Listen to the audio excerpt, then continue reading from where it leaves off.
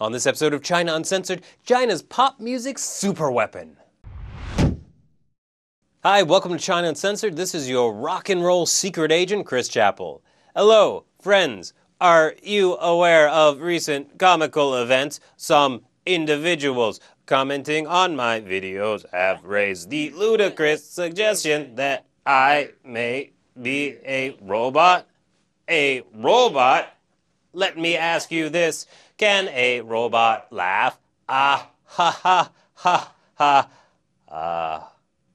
Well, just kidding, folks. I'm no mandroid built in a factory to entertain you. But I can't necessarily say the same about China's new state-sponsored pop bot, Ruhan Jia.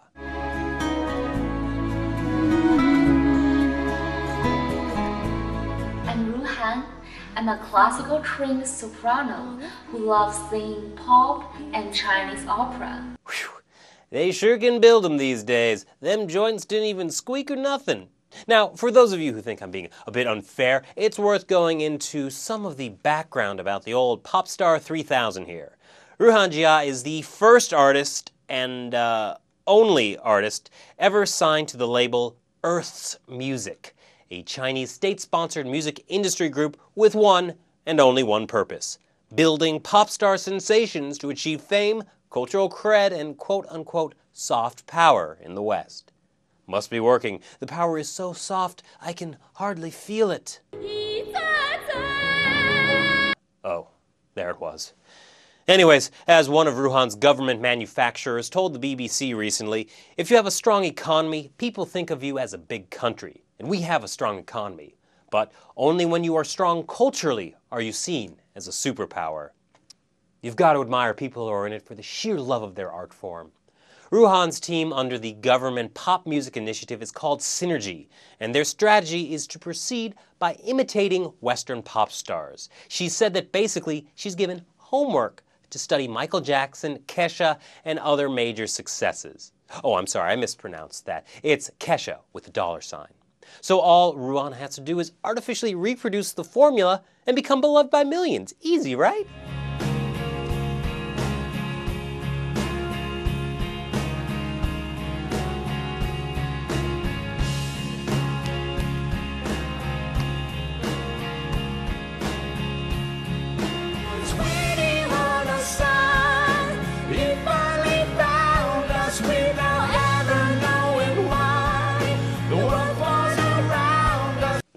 Well, of course it goes without saying that there's a few political goals underlying her program of musical world domination.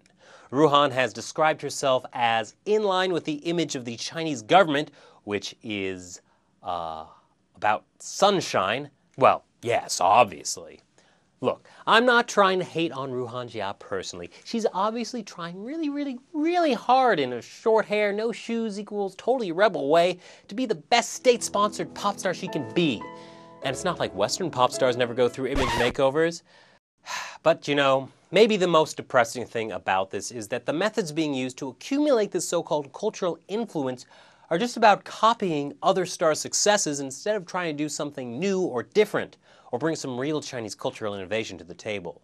Take France. When a French singer becomes known internationally, it's because he has a certain something that you just can't get anywhere else. Je vais et je viens entre tes reins et je me retiens. Je t'aime. Or, you know, Germany. Why, when you've got unique music like this.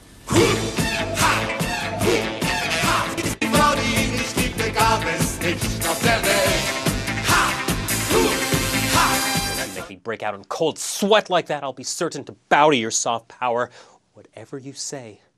And then, there's Japan.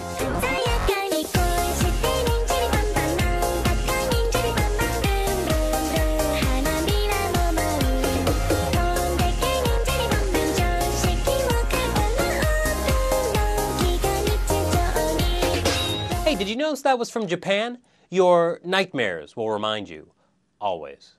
Anyway, the point is that in 5,000 years of Chinese history, there is more than enough cultural uniqueness and diversity to create really memorable modern performances.